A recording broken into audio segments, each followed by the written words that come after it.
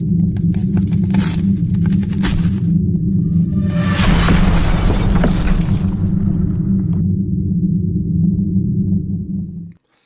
guys, welcome back to Fancy Tip. Max with you guys for the weekend ads for week 5 of the fantasy hockey season.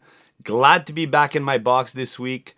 The Eastern Conference standing as of Tuesday, November 4th is absolute mayhem with every team at 500 or above.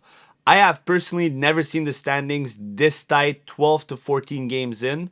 The playoff race is going to be absolutely insane. All right. Let's look at the best available options under 70% rostered for this upcoming weekend. For Friday and Saturday, we have 3 teams in action, both New York teams, the Islanders and the Rangers, and we have the San Jose Sharks. Speaking of the Sharks, Philip Kurashev had 1 goal in 6 games. He was even benched for 2 games.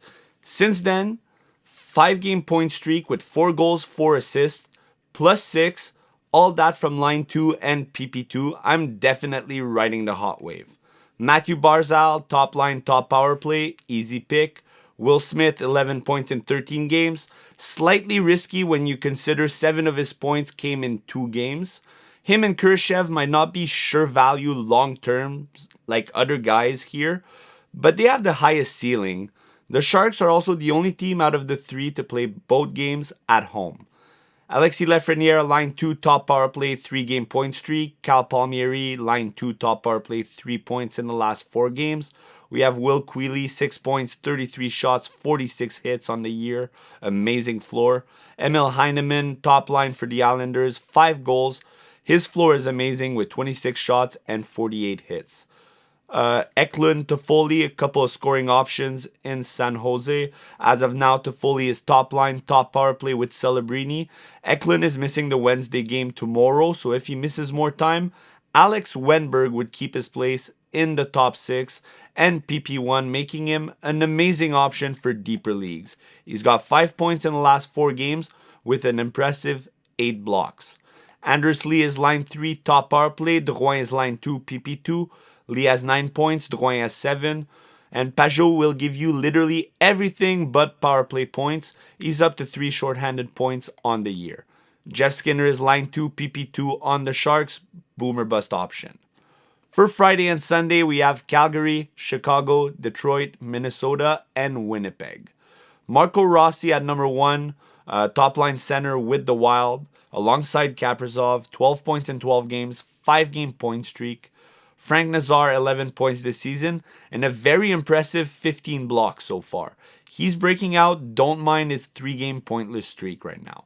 Jonathan Huberdeau, 5-game point streak, 3 goals in the last 2 games, the only bright spot in Calgary at the moment. Emmett Finney is still top line, top power play, 4 games without points, 3 games without hits. Kind of concerning, but rookies tend to work in waves. His deployment is still looking really good. Marcus Johansson has 4 goals, 2 assists in the last 5 games, 14 shots to go with it. Marco Kasper, 2 goals, 10 shots, 5 hits in the last 3 games. His level of play is picking up. Andrei Burakovsky, top line, top power play, 3 goals, 3 assists in the last 4 games. Still a boomer bust option, but he's looking good. Bertuzzi and Teravainen are line 2 wingers in Chicago, high risk, high reward. Bertuzzi plays PP1. Turvo is on PP2. They're both unreliable, but with a very high ceiling. Nemesnikov has 4 goals in the last 5 games. Jonathan Toews has 3 points in the last 5 games. They're both line 2, PP2 in Winnipeg. They're both playing well. Tarasenko, line 2, PP1, boomer bust option. Ryan Hartman, more of a blue-collar player. He'll get you a bit of everything with the occasional boom. Alex Iafallo, high risk, high reward. He completes the line 2 in Winnipeg, and he does play PP1. And finally, the Calgary Flames depth. Yes, some of these guys could have been higher on the list. Matt Coronado, Morgan Frost, they do play PP1. Connor Zary is line 1. I'm actually streaming him in a 20-man league this week, not confidently. How can you trust any of them when the team has scored under 2 goals 9 times in 13 games? Let's look at Saturday and Sunday. We're loaded. We've got Anaheim, Carolina, Colorado, Dallas, Ottawa, Pittsburgh, Seattle, Toronto, Utah, and Vancouver. I said it for weeks now, Leo Carlsson is elite. Dylan Cousins is also fantasy gold. One of my favorite weapons across multiple setting leagues. No matter what league you're in, he's 53% rostered. I don't think that will last all season. Buy low while you can. The only thing he needs to fix is his plus minus ratio, but he makes up for it with the amount of hits and shots he gives. Same deal with Kiefer Sherwood. Unreal value right now with all the Vancouver Canucks injuries. He's line 1, PP1, amazing floor. Chris Kreider has been back for 2 games and he scored in both. Top line, top power play on a red hot Ducks team, already up to 6 goals in 7 games. Brock Besser, I watched the Preds and Nucks marathon Monday, and the best players on the ice for both teams were Elias Pettersson and Brock Besser. If Besser played like that every night, he'd score 40 plus goal every year. Troy Terry, 5 goals, 5 assists in the last 7 games. Scary Terry was a hero last weekend. Andrei Svechnikov, buy low ASAP. He started the year scoreless in 8 games and now has 3 points in the last 2 games. Top line, top power play. People who dropped in deeper leagues made a mistake. No idea what's going on with his hitting. However, the production should be back with better deployment. Jaden Schwartz, 10 points, top line, PP2. Evander Kane completes the line of Pettersson and Sherwood. Shots and hits every game, PP2 option.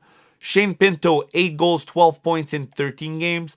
Tyler Seguin, line 2 and centering the top power play with Rope Hintz and Matt Duchene out.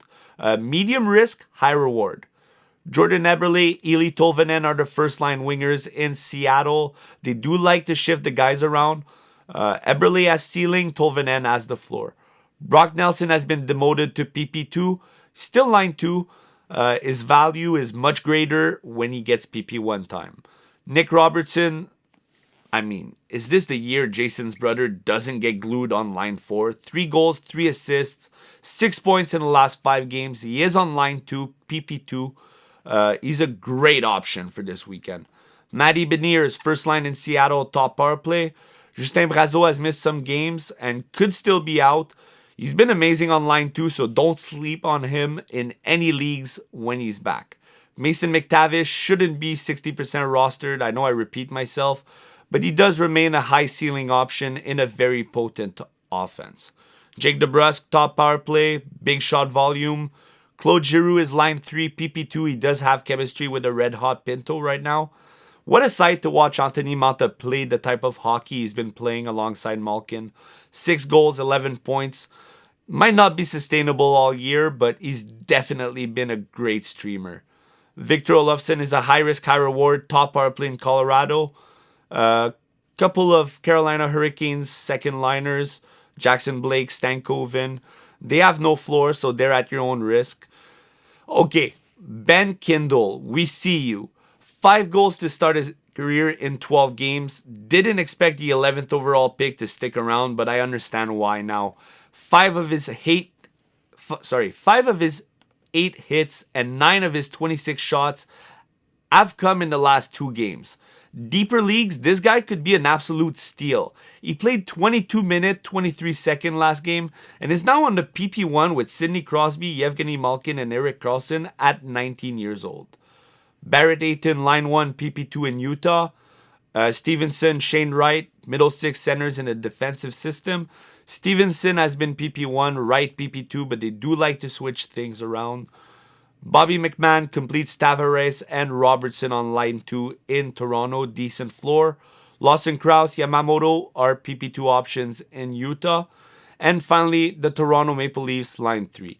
Depending on your needs, Machelli and Nick Roy play PP2, while Dakota Joshua gets more hits. Now on to defensemen.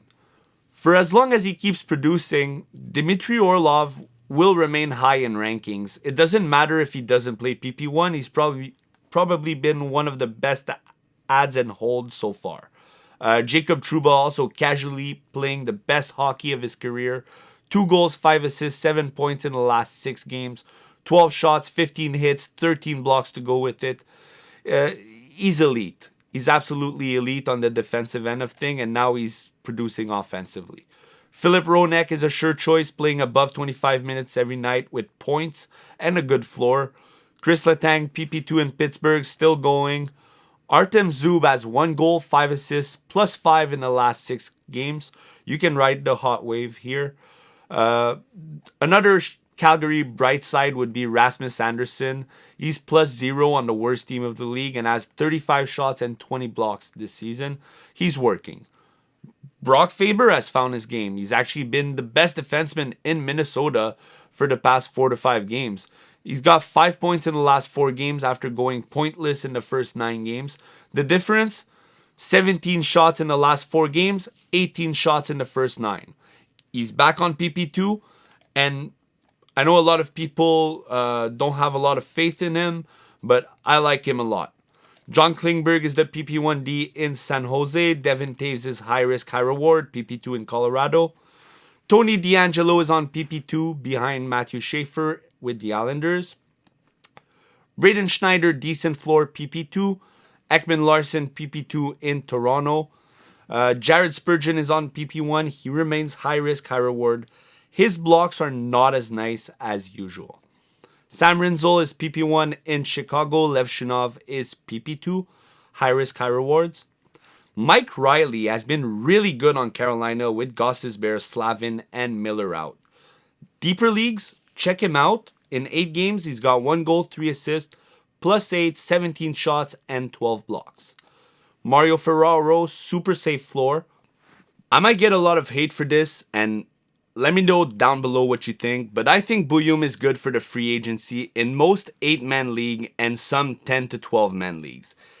He's got 3 points in the last 9 games, and during that time, he's given us 8 shots, 2 hits, and 1 block. That, my friends, is fantasy hockey killer. Kills your team's chemistry.